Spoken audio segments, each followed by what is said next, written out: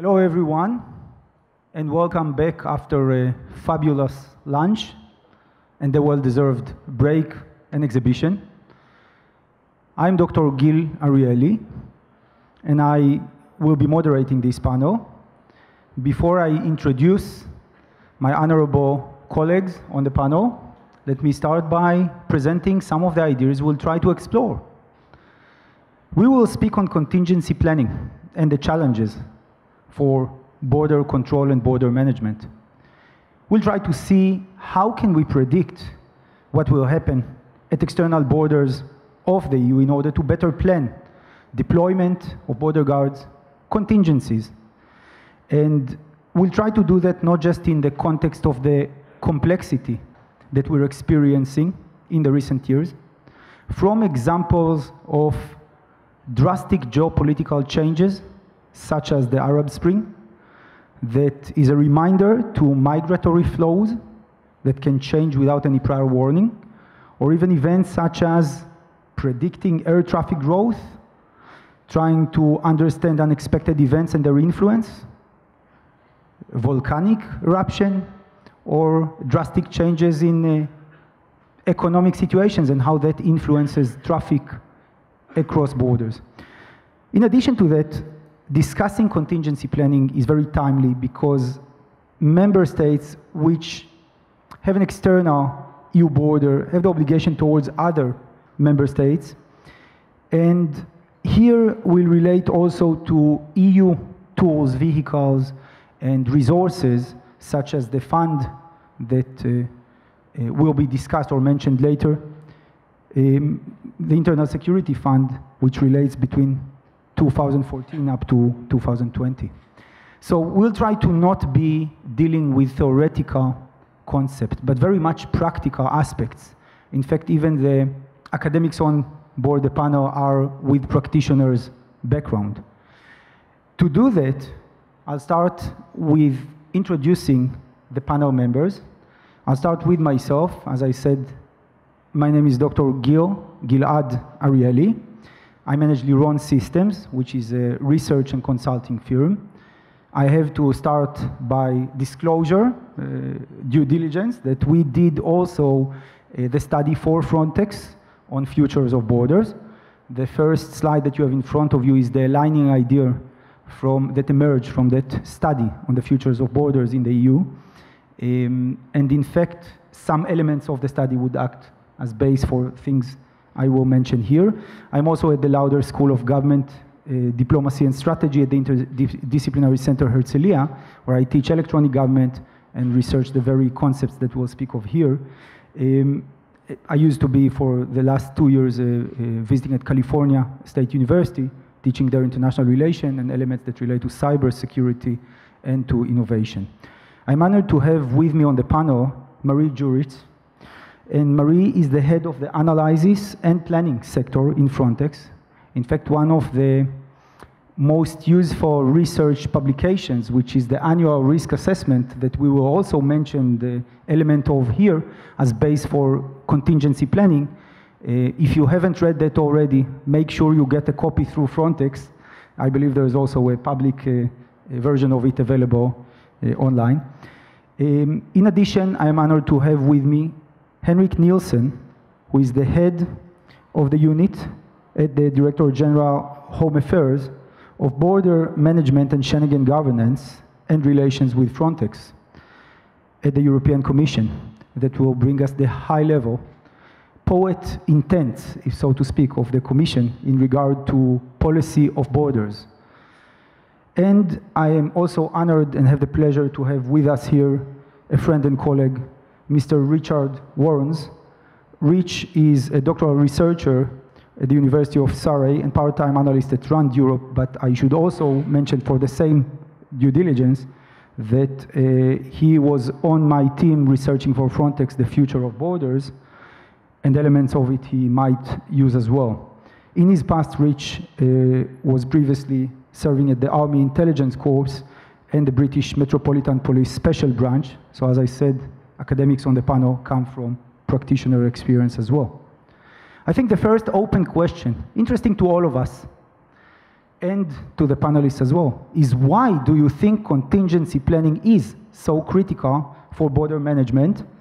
And how do you think, how would you suggest to support contingency planning towards the challenges facing border management and border guards in Europe?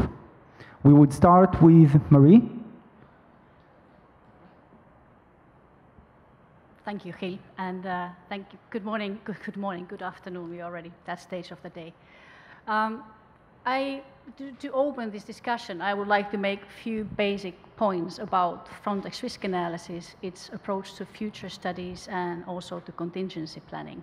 Just, I know that there are many of you in the room who are very familiar with this. What is it that we are doing and how we are working? But I think there are also many who may not know what the links between risk analysis, future studies, and contingency planning is. So, few basics, if you allow. Frontex is agency which is tasked to coordinate operational cooperation at the EU external borders. And with this kind of a task, our future's perspectives are really not very far away in the future. It's not really like 10 years ago, 10 years ahead, or 5 years ahead. Mainly what we are discussing, what we are busy with, where our efforts, where our money goes, it's something which we see coming in 1 year or 2 years' time. So our future's perspective is not really a very long perspective. So I think that's important to keep in mind when we talk about Frontex and its operational activities or contingency planning. An important thing is that all our operational activities are risk analysis based. Decisions can be taken in operational terms, decisions can be, strategic decisions are taken, risk analysis supports all that. Risk analysis is essentially always future-oriented, and I want to make this point because the criticism that we get quite often is that we risk analysts are very obsessed about situational picture. We're obsessed about getting the data right, getting the trends, getting the intelligence right, understanding what is going on, and this is something that we are criticized, that we are told that we're not enough future-oriented. The point is that you can't really speak about futures unless you know what you're dealing with now. So we need to understand the situation in order to be able to say something sensible, sound, and justified about the future. So in that sense, what we are forecasting, what we see coming in the future is not like a guess or whoever's guess. It is something that is based on knowledge, something that we know. So that is something that I really would like to highlight. And also, in relation to understanding situation, our approach to future is not that we would like to be predicting. Sometimes we are told that, well, you have all those numbers, so why don't you give a prediction? So how many people are going to come now next year in this particular point? This is something that we don't like to do. So the purpose for us is to understand what is it that we are dealing with, what is the dynamics of that particular situation, and what are the drivers, and especially what are the drivers that can be influenced by means of border control, and what other drivers, critical drivers, are influenced by other actors. And so that we can identify those partners with whom we should be working in order to bring the change. So our approach to future is also not necessarily only to adapt things and be sort of taking predictions and adapting ourselves. No, we want to be transforming the future. So we're dealing with something very complex and dynamic where our own actions determine the outcome. So these are just two basic things about our approach to futures analysis. Well, how does all this go together with the contingency planning? Well, I think those who have taken a look at the annual risk analysis that is indeed available on our website, well, in our outlook, we identify events and things that are known, that are certain to happen. These are, for instance, certain instruments that we know will be available, will perhaps change the work of border guards and so forth, certain legislative changes. Then there are things that are likely. Like we know what are the main hotspots along the external borders, but what we don't know are the volumes or the composition of flows that will try to cross the border in those main hotspots. So, but those are likely events. Then in our analysis, we also identify things which are unknowns, and usually we look at the known unknowns, and by this, just to make it a little bit more understandable, I refer to things we are dealing with, case of Libya, for instance, or Syria, or now Ukraine. So there is an uncertainty, but what that means exactly for us is very difficult to determine because things are very dynamic and complex indeed. Of course, there's one other element with this uncertainty and unknown, that's our unknown unknowns. That's a luxury that unfortunately usually in the work that we do, we can't look into at least, and I don't think it necessarily makes even sense on an annual basis to look at these unknown unknowns like this volcano ash, as you mentioned in your introductory words, or some other man-made or natural disasters that might be hitting us. So these are the things that we don't have luxury to look into. So in our analysis, we look into the knowns, the likely and unknowns. And then when we see how this links with our planning, well, Frontex planning takes into account what we know for sure and what is likely to happen.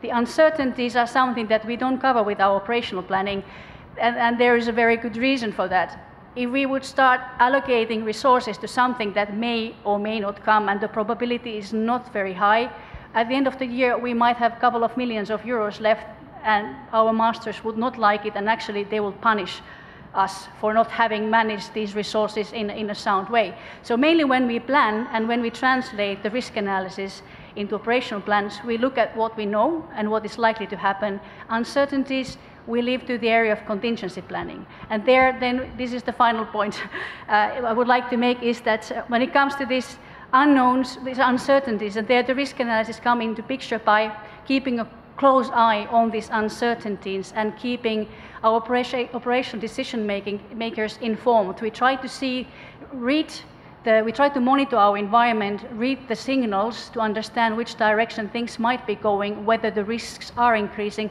and whether there would be a reason to start thinking about an operational reaction. So that's where the link between risk analysis and contingency planning in case of Frontex comes more specifically.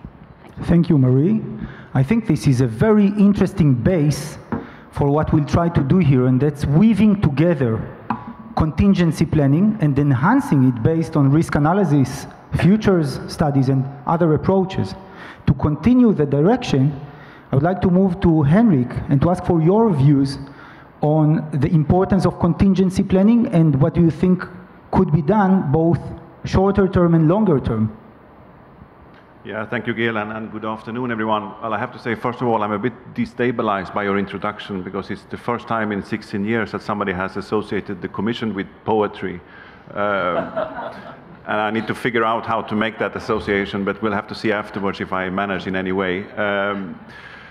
The first thought that came to me, I think, has been a lot, in fact, covered by you and Marie already. I think if we look back history, let's say 5-10 years back, and then the number of unforeseeable events that we have experienced, I think proves quite well that we need some form of contingency planning. We need to think about this.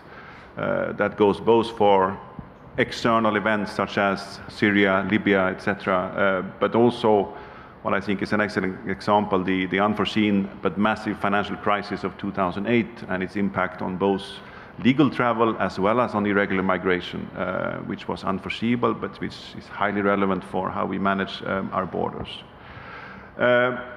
Second question I asked myself a bit on this topic is a bit, well, where are we now? Could we say that today we have a European contingency planning? In a way, luckily for this panel, the answer I arrived at was not yes. Because if it had been yes, we could have stopped. So there's still good reason for all of you attending and for the panel. Exactly.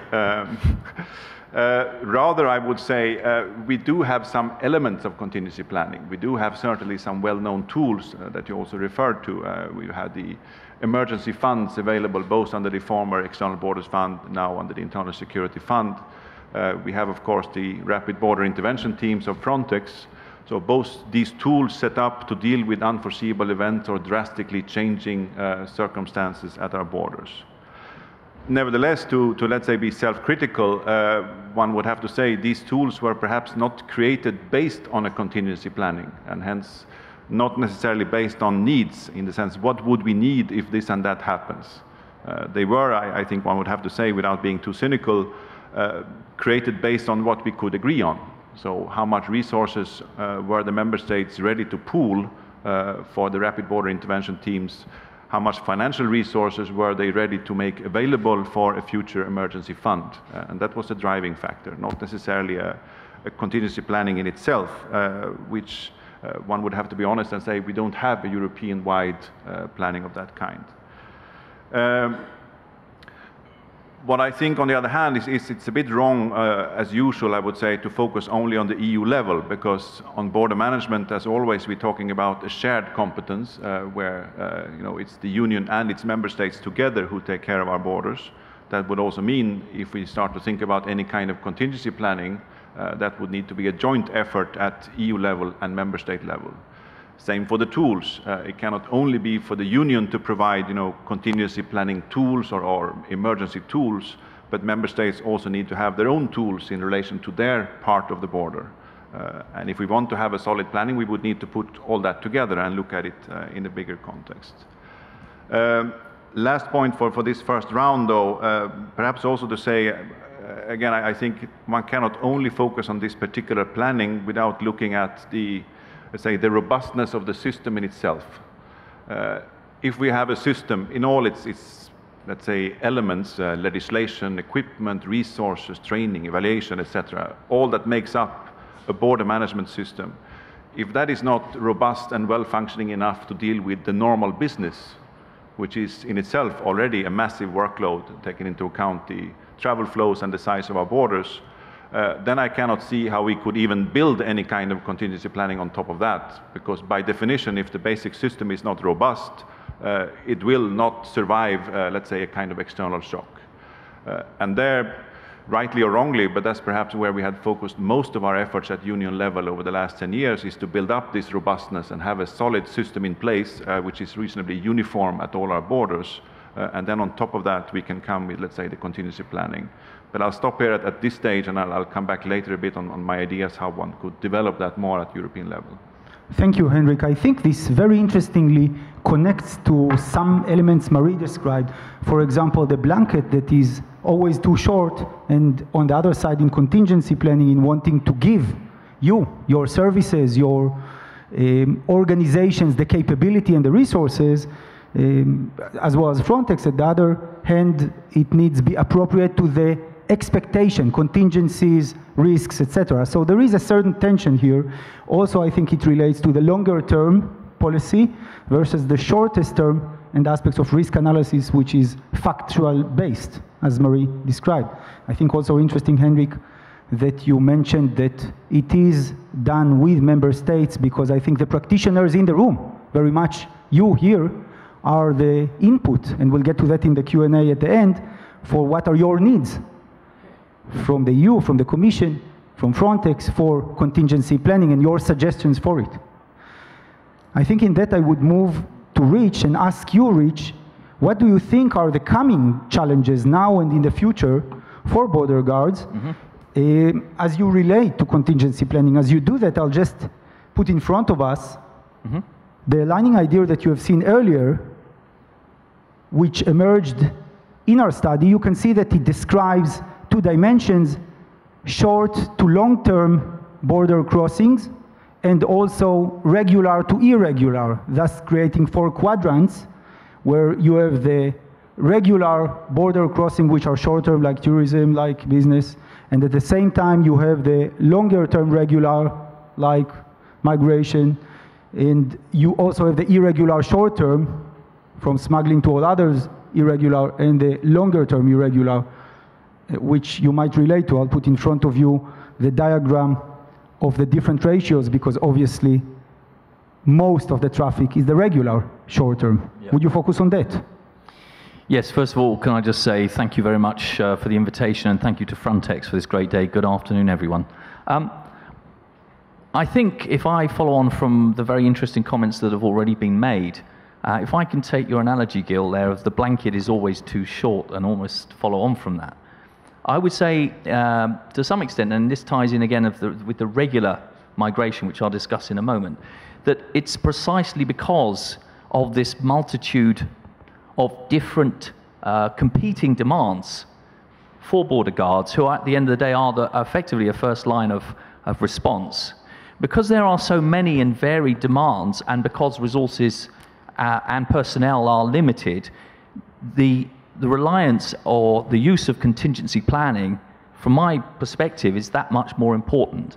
Because with contingency planning, particularly when we're looking at, I think what Marie was talking about shorter term contingency planning, it can help you in shaping and allocating and directing those limited resources appropriately, particularly when there are all of these competing demands for border guards.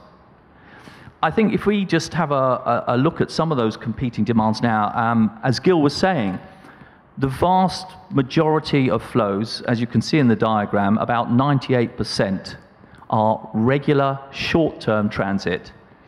But again, the time that border guards spend in dealing with these are not so demanding, as it were, as the irregular flows, which I will come on to shortly. Nevertheless, if you look at the increasing amount of tourism, business travel, goods, commercial transit, and so on, this is incrementally climbing regularly, which again stretches demands for the border guards' time to deal with increasing regular short-term transit. So that in itself will take up time. If we put that to one side, at the same time, in terms of these competing demands, and again, if I can refer to the recent annual risk analysis, which I think is an excellent document, you can see from that document, if you read the latest copy, the immediate outlook, which is obviously a significant and substantial increase and a continuing increase of illegal migration flows, particularly from the central Mediterranean area. Again, we've touched on this, very much Syrians, but also the West Balkan route and the Eastern Mediterranean, significant numbers, increasing numbers of people illegally migrating both through the sea and land borders, and also now as well, I think we were talking about Eritrean migration. So again, we look at the various drivers. On top of that, if you're thinking about these various disparate responsibilities of the border guards, they're also having to deal with increased numbers of asylum seekers, who are obviously, they are the first line of dealing with that when people obviously apply for asylum, having entered into the European Union. They are also, because of the sea route from the southern area, dealing with search and rescue increasingly as well. And I think there was a talk earlier on about maritime side of illegal migration and the issues and the problems associated with that. But again, it's the border guards who are often some of the first responders in dealing with search and rescue, life-saving effectively. So this is yet another growing and increasing responsibility. The final, or one of the final areas, we've got the visa information system being rolled out. Again, this is for the regular migration, but this will again demand more time and effort from the border guards. And to deal with all of these things, there are the same, if not perhaps less, resources available, with the limited amount of financial support potentially available, personnel and so forth. So I think with all of those varied responsibilities, contingency planning is absolutely essential in helping identify the most significant and pressing things to respond to. And so for those reasons, I feel that contingency planning is critical.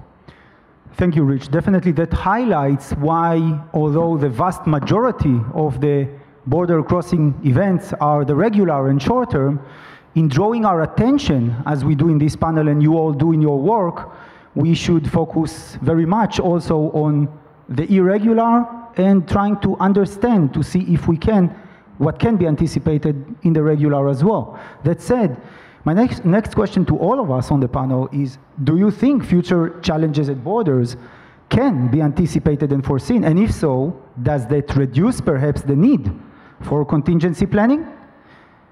Perhaps you can try to see what vehicles, approaches, methods you think are relevant to look further and implement what we understand that might come towards contingencies.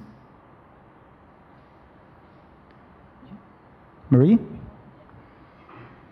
Well, I can start commenting. Well, obviously coming from the risk analysis and having said all those words in the beginning, we do believe that future crises and situations can be anticipated. As I said, there are things among these uncertainties, we have so-called known unknowns and unknown unknowns. So the luxury that we don't have usually to come together and really think about these unknown unknowns, really out of the box situations where border management means of border control could be used as a tool, or some really exceptional things that could happen to our systems when controlling and performing border control. So those are the things that usually when we perform risk analysis, we don't have the luxury to think about those unthinkable and very improbable things. So we mainly look at the uncertainties that we already know are there.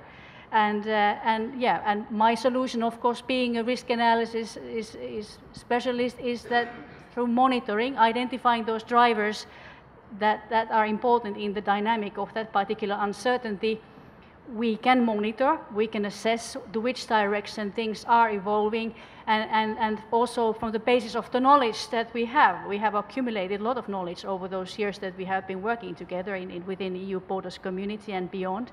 I think that we can contribute to monitoring and identifying in a timely manner contingencies.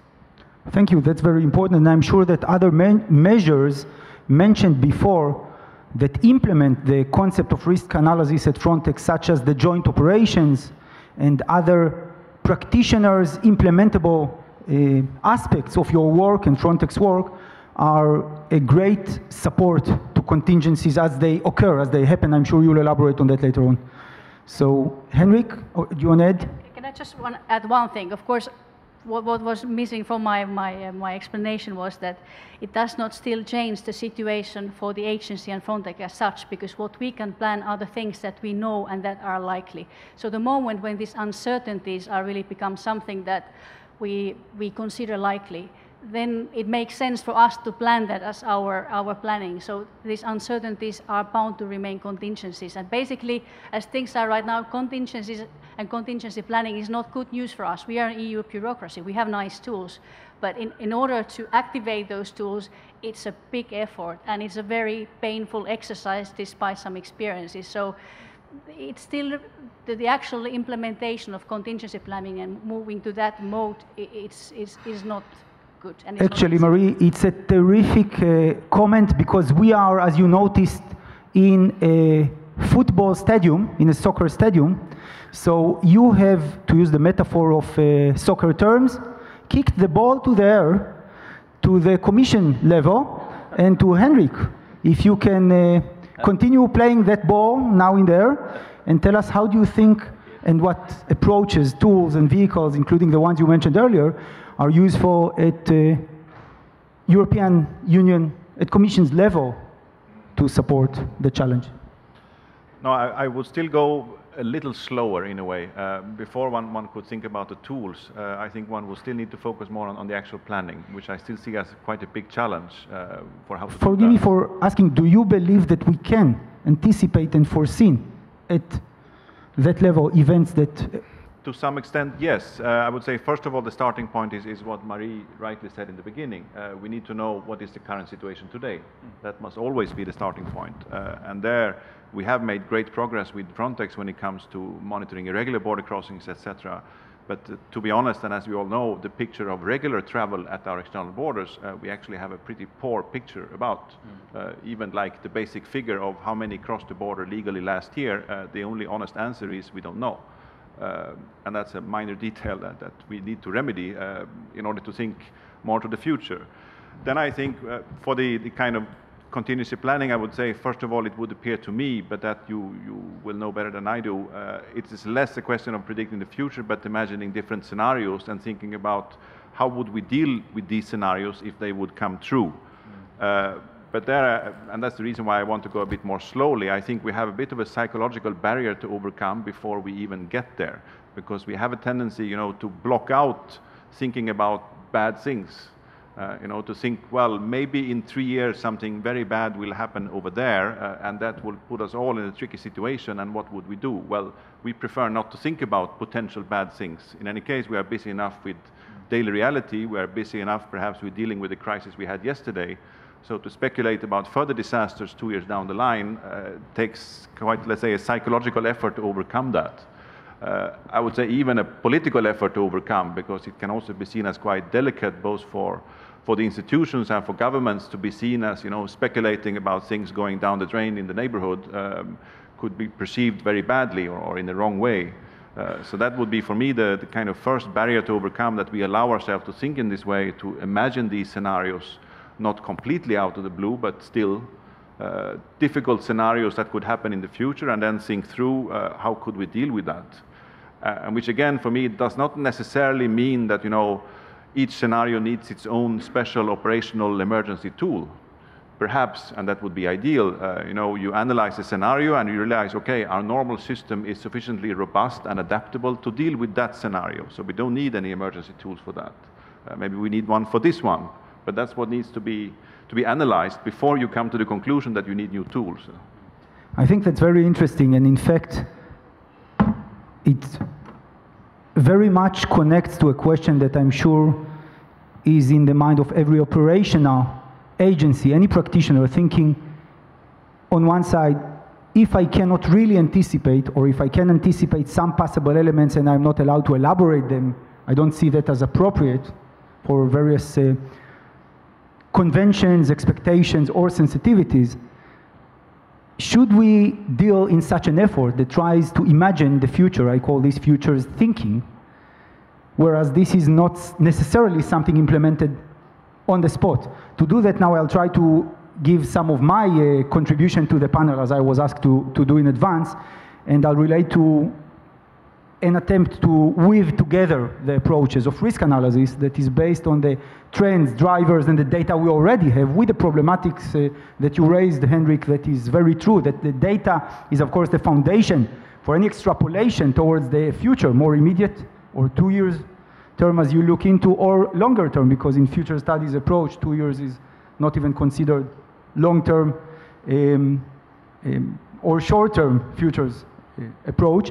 That said, I think I'll bring some elements that try to look into future studies, also from our recent study for Frontex, which is not about predicting, as you highlight, Henrik. It's about understanding alternative, future thinking for policy, for preparing better at the operational level, for contingency planning, and sometimes it can affect intervention points, either at policy level or at practitioners level, at borders. To quote Peter Drucker, the management guru, the best way to predict the future is to create it. Thus, intervention points, I think, perhaps are the most important outcome of future thinking. On the slide in front of you, you can see on the left side, there's adapted from a DC-DC study, a small diagram that shows 2 phases. In fact, in our study, we had the first phase that you can see as the work package 1 in the triangle there, near the nice picture of the chicken, the rooster, on your left on the slide. That's where we did what Marie described, analyzing the existing data, the trends, the drivers that affect them from all the existing sources, although, as you say, there is a great gap on the actual data. And I think some of the networks that Frontex is facilitating for research networks, such as FRAN and the other 2 networks, are very important in that. Then we continued in the second part to build up scenarios with the 4-legged stool of scenarios that is very common, that is creating the probable, which is an extrapolation of the current trends. We called our probable scenario more of the same. You are welcome to look, there's a shorter version on Frontex website, and the longer, of course, all of you can obtain through Frontex later on. Then one look into scenarios that are probable, that are alternative. We called our alternative scenario Back to the Future, a perfect storm, which I can relate to later if we have the time. It's related to elements of segregation. In fact, I have to say that we started the study before the Arab Spring. And at those times, we did have a wild card scenario that sounded along the lines of geopolitical instability in external places, to include North Africa, and the implication it might have, not just on external borders of the EU, but also on implications on internal relations amongst nations out of that. And we were told this is just too wild as a wild card. As we were continuing the study and the Arab Spring unfolded, by the end of it, it became not just the probable, rather than a wild card, it actually became a reality. To relate to some of the discussions, say, between Italy and France in real time during some of the early phases and the waves of arrivals from North Africa. Then we also had a plausible preferred scenario, which I think is critical in future thinking, because it's important to know what you aspire at, if it's about intervention points. So we call this borders Eurotopia, which really, in terms of border management, relate to the best imagined scenario. And in our wild card, which we called Here Be Dragons, we related to the more extreme cases. If I take you to this diagram on the slide, now I have to explain the limitations of some of the future's approaches. Obviously for demographies, and we did have on the team a Professor Jakub Zizak, who is an expert on extrapolation, econometrics of demographies, and indeed you could and should implement, like you spoke earlier, you should be mostly based on existing data. And that is, I think, where it's crucial to look twice the time into the past and the present when you try to anticipate the future, even the immediate one. That is my metaphor, as we are all after a terrific lunch, of the chicken that you see there walking. Obviously the chicken looking into what it knows empirically. It walked around and got nice spread yesterday and the day before and the day before and the day before. The limitation of extrapolating on existing data is of course the wild card or the unplanned event, and that is what you can see where the chicken becomes lunch, which is nothing the chicken can anticipate based on any empiric experience it had before. So with that said, I think it's very important to try to use all approaches, methods, concepts to look into the future. And yes, it is really not about predicting as much as being more prepared to various futures, plural. I think that said, we would move to look into other issues that we see already implemented, like the technological infrastructure. And I would like to ask all of you, what do you think are the technological challenges and opportunities that relate to implementing technologies and the contingencies that it might relate to, solve, or create?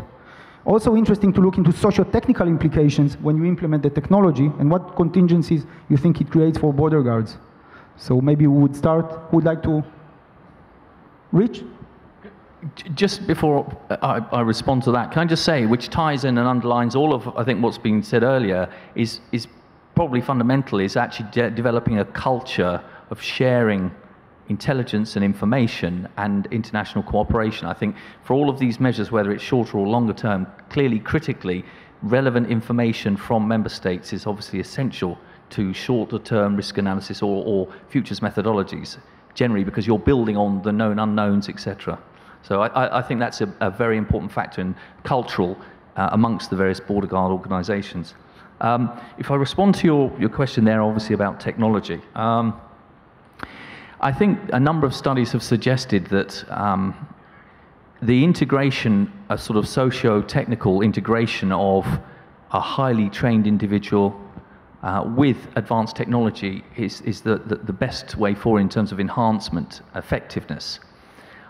But I think we have to be very careful. On the one hand, given increasing demands, I think that we've spoken about before, the increasing number of issues and the flows, etc., that the border guard agencies have to deal with, technology can obviously be a marvelous tool for helping resolve some of those strains, some of those burdens.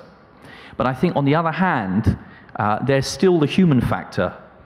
And I think we have to acknowledge that and I'm sure we'll talk about this possibly later, but the training and the expertise, and probably most importantly, the inherent knowledge and understanding, the tacit understanding, the intuition, perhaps, that border guards have developed over years of experience, maybe a sixth sense, if you want to call it that, but that tacit knowledge and understanding is critical. So I think we have to be careful. There has to be this balance between the human element and the technology. If we become over-reliant on technology, then technology fails, then you're in a big problem. Or we can deal with false positives, where the machine will tell you one thing, but it will tell you a false positive, where you can become over-reliant. So I think technology is a critical factor, but I think we have to be very careful about how that's rolled out. Just last comment was, an individual who was an operational tactical intervention specialist said to me, if you have the most advanced technology in the world, if you don't match that with the experience and training of the operator that has to use that technology, it's mere window dressing. Very interesting, because in itself, I think that points to why in contingency planning, we need to look into border guards education and training, that we look also, amongst other things, into socio-technical aspects of the vast amount of technology and the importance of technology, the effect it has, and will have much more on their work. Henrik?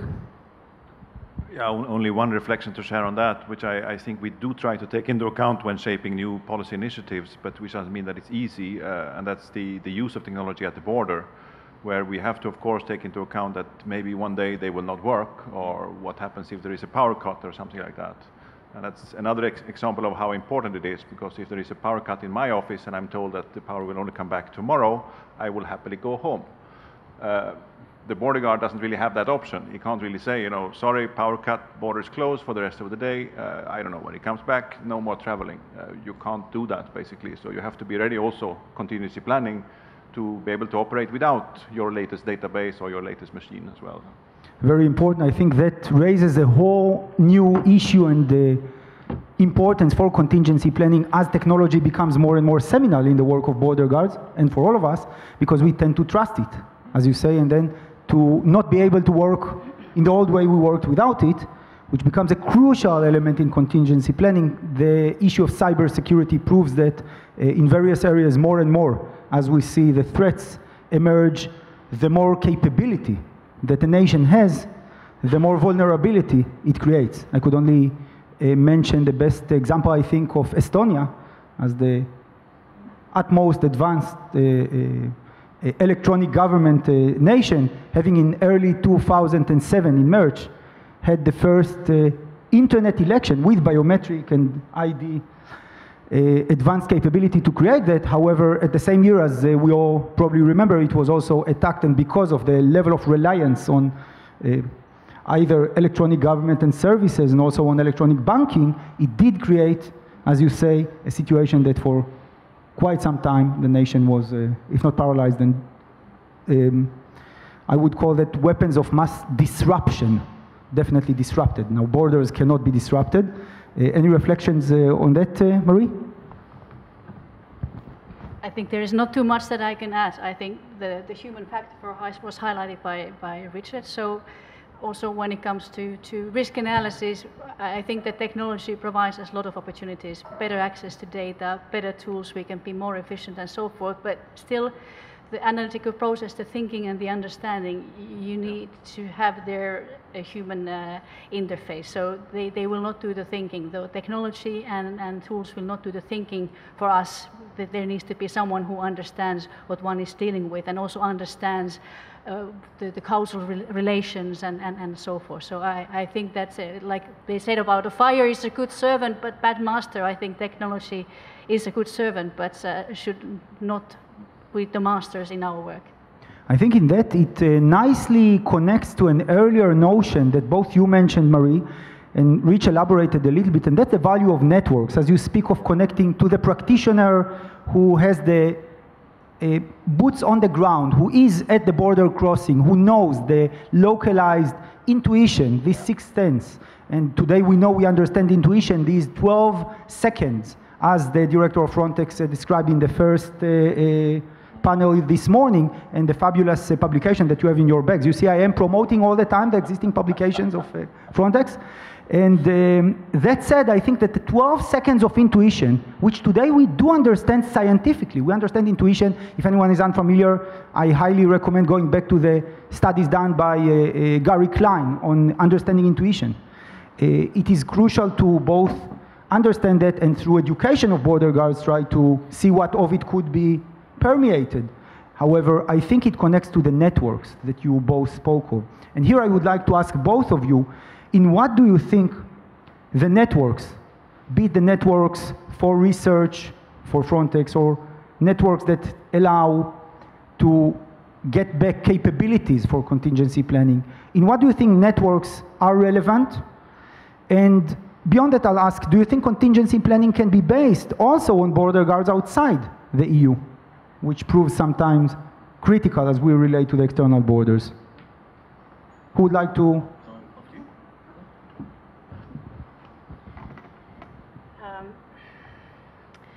What should I say? For this, the way we have wanted to build up our risk analysis networks, and the reason why we have these networks is that, well, we are here based in Warsaw, and we don't have that much resources, but we have tens of thousands of kilometers of sea borders, more than 10,000 kilometers land borders, and around 600 airports. To have a situational picture and understand what is happening in those borders, it's not possible if we just work by ourselves here in Frontex.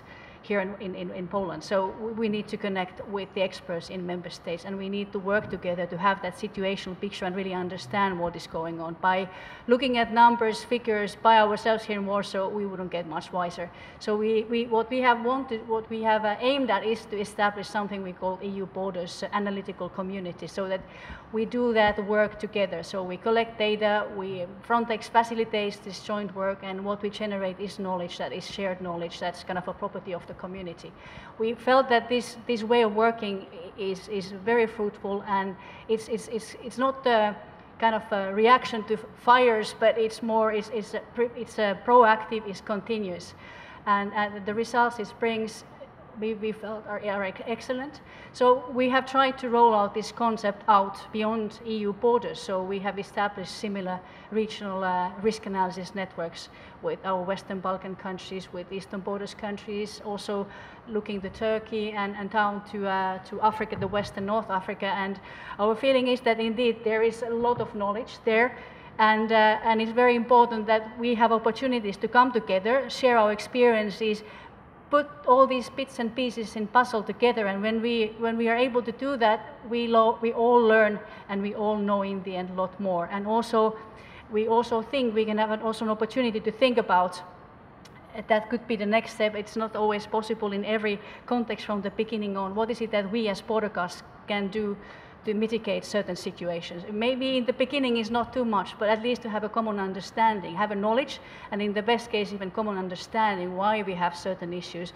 I think that already is a remarkable achievement. I think in that you relate not just to a network. In fact, the professional term for that from network theory would be a community of practice, to use Etienne Wenger's term. And I think firstly, in this room, we have a great example of a community of practice. Practitioners and people that are working in and on issues of border management. I think that's one great type, and the event itself creates that level of networking on a personal level. The networks you mentioned do very much that.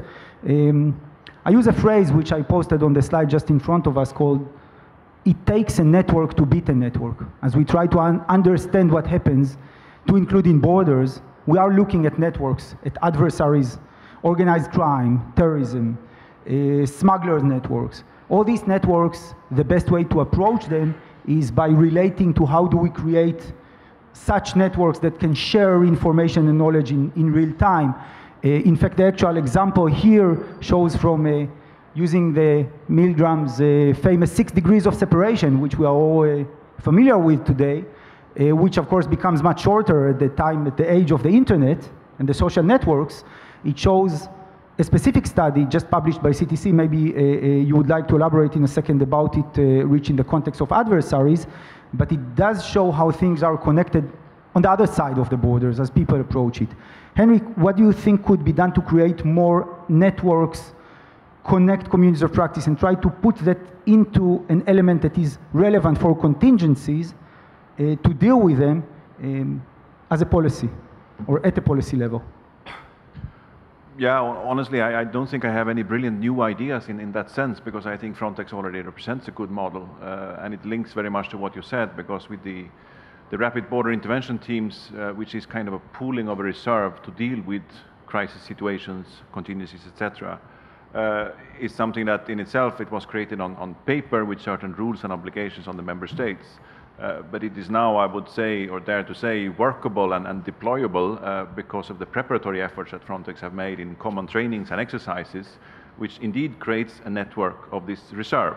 So it's not the reserve on paper, but it is indeed a deployable network, if you like.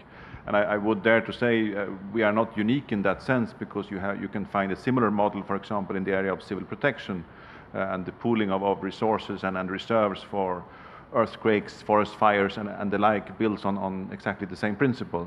Maybe they are a bit further ahead of us, actually, so we could learn something from that area to further strengthen our own tools, but the principle remains the same. I fully agree. I actually think that we find, and especially in recent years, more and more such communities of practice put into a network, operational or useful, implementable networks. And I could only think of various examples to include in the academic arena. My university was one of the inaugurators. The Institute of Counterterrorism helped inaugurate, in fact, here in Europe, in Greece, just before the Olympics, ICTAC, which is the International Counterterrorism Academic Community. And there are similar efforts, such as START at the University of Maryland that the US DHS started, and many other such efforts. And we can see that today, for more than a year, say, with customs, like you say, relevant example for borders, initiative of the Americans, but more than 100 nations that are part of that initiative, which is taking a community of practice, customs organizations, headed now in Brussels, and tries to share information, best practices, and lessons learned in a way that is operational, that is relevant. To go back to the question to you, Rich, on the other side of the border, more and more studies show the emergent nature of networks on adversaries' side. This is what Professor Arkila calls net war, the network form. And I think in that, it's very interesting to look at the emergent nature as a complex adaptive system. Two terms I would introduce in asking you to elaborate on adversaries. One is what I call the learning competition. Because on both sides, if you do something in your border and someone wants to cross the border and they understand that, and there is a hurdle, they would go to another softer point. If there is more invested on the Greece border, okay, and it becomes more problematic to cross it, I'm of course referring to the irregular border crossings from the aligning idea presented, then they would just go to another place. I use the metaphor of a balloon. It's the balloon effect. You press the balloon, the air goes to the other side. So whatever you invest in contingency planning in your specific border or nation, then it might actually create a vulnerability and require a contingency on the other side. Would you like to refer to that? Yeah. Well, just briefly to say, I would agree with a lot of the comments previously stated that communities of practice are absolutely essential between different specialists in different fields in different member states, but obviously particularly in relation to border guards for the sharing of knowledge, organizational experience, expertise, and so forth. So these communities of knowledge, I think, are absolutely critical to the type of sharing that we've discussed in terms of information and so forth. But I think the point that Gil raises is very valid in terms of the learning competition, that just as like today, where we have a community of practice here today with us, with the operational staff from the border guard agencies across Europe, just in the same way, so effectively the opposition will do the same. And there are a lot of overlaps in terms of organizational learning that you can see from these threats that impact on border security. For example, if you look at a number of terrorist groups, historically, a number of terrorist groups have actually crossed borders because of the transnational nature of the threat that they pose. They've crossed borders, they've used smuggling, whether it's drugs or whether it's counterfeit cigarettes, as a means of fundraising. They've moved their own personnel across the borders. They've previously used countries as safe havens from which to launch attacks against other countries. And also sometimes they have attacked those very border guard locations and border institutions that we speak of. So there is a direct overlink there between all of these issues, whether it's smuggling, organized crime, or terrorism. There are mutations and there are overlaps between all of these. I think if you go further than that, as Gil was talking about in terms of these communities, this recent study, which I think, Gil, you'll speak on a little bit more, from the Countering Terrorism Center at West Point, by looking at the links between these types of threat, as I say before, smuggling, organized crime, and terrorism, the researchers, and I know it's only one study, but it's a very interesting study, have demonstrated that at the third degree of separation, there is a high level of linkage. It's not an organizational structure as we would think of it in terms of a hierarchical network, but those linkages are there. And I think there's another academic who refers to what he calls the grey skew, which is where organizations, they are adapting organizations, and to some extent, maybe they have an advantage because they do not recognize the borders as we do. They are not constrained by legal constraints or national constraints or all of these issues that to some extent we have to be aware of in Europe, because for them it doesn't come into it. It's not a factor. So that gives them something of an advantage. Thank you, Rich. I think actually that relates to some of the limitations in the US, in other places as well, that coming from the industrial age heritage organizations, as you spoke of an organizational evolution actually in the policy, that not everything was pre-planned but happened a long time incrementally, and I think that's the importance of this event and what is being done by Frontex and the border guards. These are things that can change over time and allow to adapt where adversaries or threats change and they adapt. This is this learning competition. I put in front of us the classic policy problem. This is from a Dark Network, an article by Milrad and Rab, and basically it shows any policy problem, but borders are exactly that more than anything else. You can see the three triangles representing three different organizations, each dealing with their own angle of the problem. It could be the customs, it could be the border guards, it could be someone else that is, as a government agency, limited to its mandate, to its legislation, etc. Obviously, smugglers, terrorists, organized crime are very much aware of these boundaries, domain, conceptual, legislative, other boundaries, and they exploit them. They would very quickly adapt. Adaptability is the critical element here in contingency and in preparing. So I think the main question I would ask all of us, and in fact in that I would also open it to questions from the audience, because contingency relates firstly to the time, and we have run out of time so quickly. I think it shows the relevancy and the interest in the topic.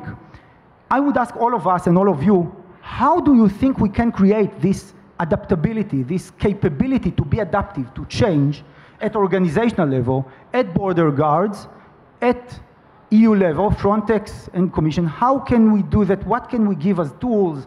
And on your side, I would ask, what do you think you can take of that and implement at your border management, in your localized operational context? What would you propose to be done at an EU level? I would open that both to the audience, if you would like to raise your hands, and then we'll make sure we'll have mics, and to my colleagues, if you want to comment on that until we get questions from the audience. If you want to comment. Yes, please, please. And if any of you want to comment throughout, then you could summarize it. Thank you very much. Benjamin Tallis from University of Manchester. Thank you all for a fascinating discussion. My question is slightly different to the one you've just posed, but relates to the missing category that you didn't mention, the unknown knowns, the things that we don't know we know, which relates to these ideas of tacit knowledge, relates to intuition that you were talking about, and that's organizational as much as it is personal and professional. And that relates then to this idea of, yes, predicting the future is the best way to do that is to create it. My problem with this is when security logic and what Adam Curtis, amongst others, has called the power of nightmares, starts to seep into other realms of policymaking. And indeed, creating this dangerous future that you predict, we can perhaps see in the conflicting tensions in the European neighborhood policy and in the Eastern Partnership, where we could see the neighborhood as not only a source of threat, but a site of its counteraction. Whereas at the same time, we are intending to open up and integrate with this neighborhood. And so my point would be, how do you reflect on these unknown knowns that you actually carry into your thinking, these tacit knowledges, these intuitions that are of a security logic, whereas security must also be balanced against other considerations? Thank you, Ben. And I think due to time, we would take a few more questions and then relate to all of them together. So further hands in there, and we can then collect a few more. Any more questions? Okay, so we can relate to that. Any of you want to start, or do you want me to? Henrik, do you want to start? Or? Okay, so Okay. I'll say something until, I think firstly, Ben, I think the issue of getting an operational mindset, which becomes an operational paradigm, and here I speak on a paradigm in a negative manner to use Kuhn's approach to scientific revolutions and paradigms, but I relate to operational paradigms where some of the concepts that relate to understanding where what he relates to not normal science time. I think speaking operationally, especially on borders, these are the not normal times, if so to speak, to use Kuhn term as a metaphor, for borders and for security thinking and security studies. That said, my take is that obviously we need to be extremely aware and careful to not create the next problem. And the way, one of the ways to do that in my approach, I do that in government sector organizations, US, Europe, Asia, it is implementable. by mechanisms and approaches that become the adaptive gene. They are instilled firstly and foremost, although not just, not in organizational mechanisms, but I think in education. It's in a military context, this would be the PME, the professional military education. I'm not speaking training, I speak education, and I think at border guards it connects to some of the things discussed here from the first panel on dealing with complexity and adaptivity. It requires a different enhancement, addition to the education of border guards towards the future, to give them more tools, and I think that would, if not prevent, but allow for critical thinking, complexity understanding, future studies, other elements that relate to other tools, thinking tools that help prevent an operational paradigm that we create. That's my take on it.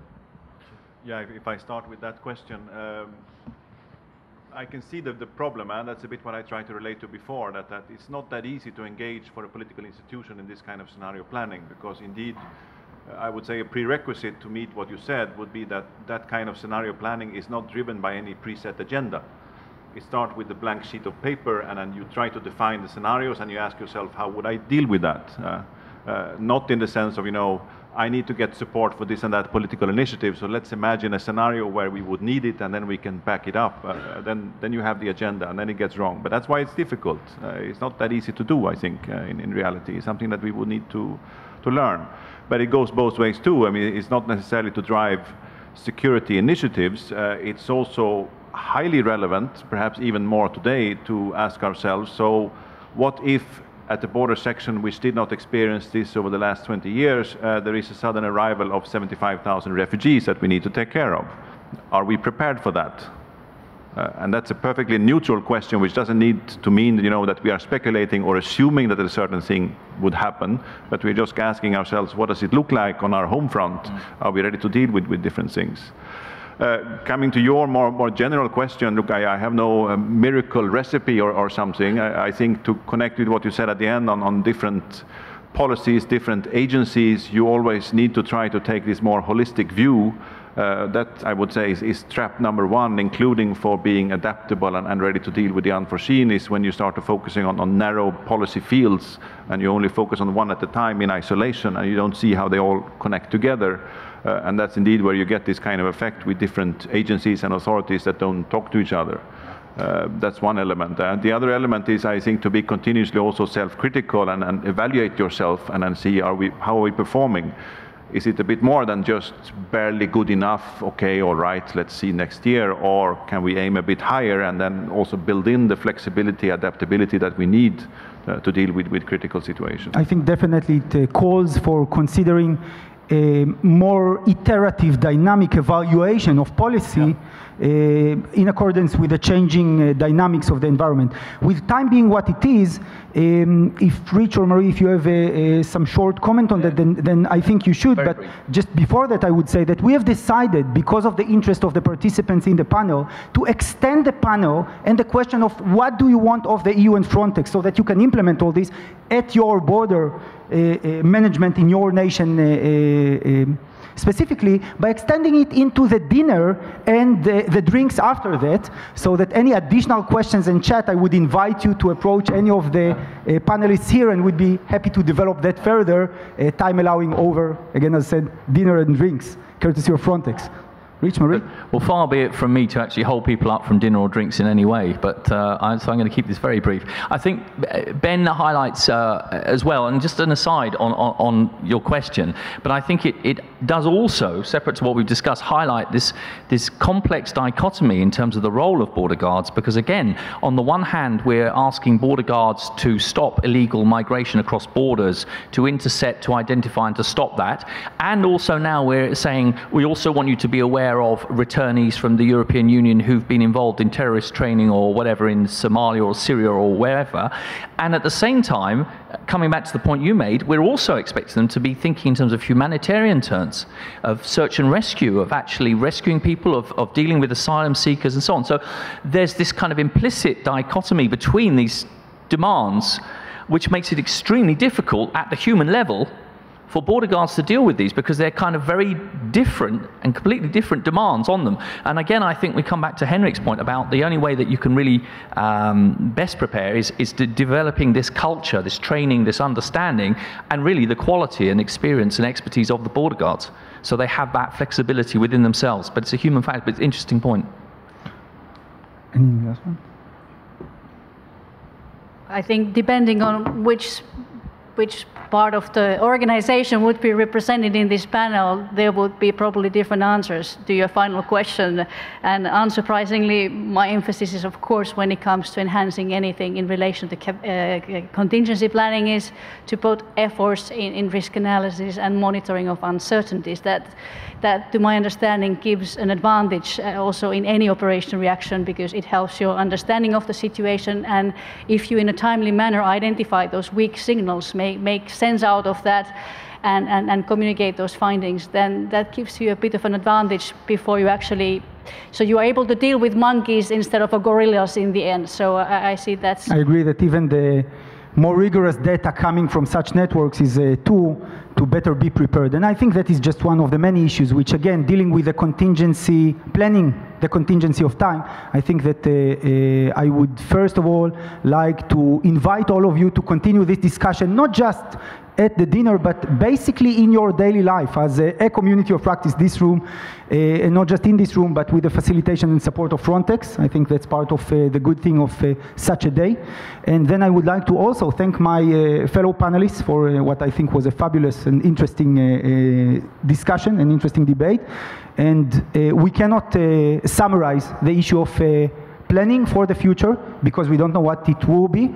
Some things, however, to implement what we just spoke of, are rather certain. We can prepare for them. On them we can build and try to be adaptive and plan on them. For example, we know that shortly from now, after you enjoy the exhibition outside, there is a fabulous dinner, there are drinks. These are certain things, I can assure you, no matter how dynamic the environment around us will be. Thank you all.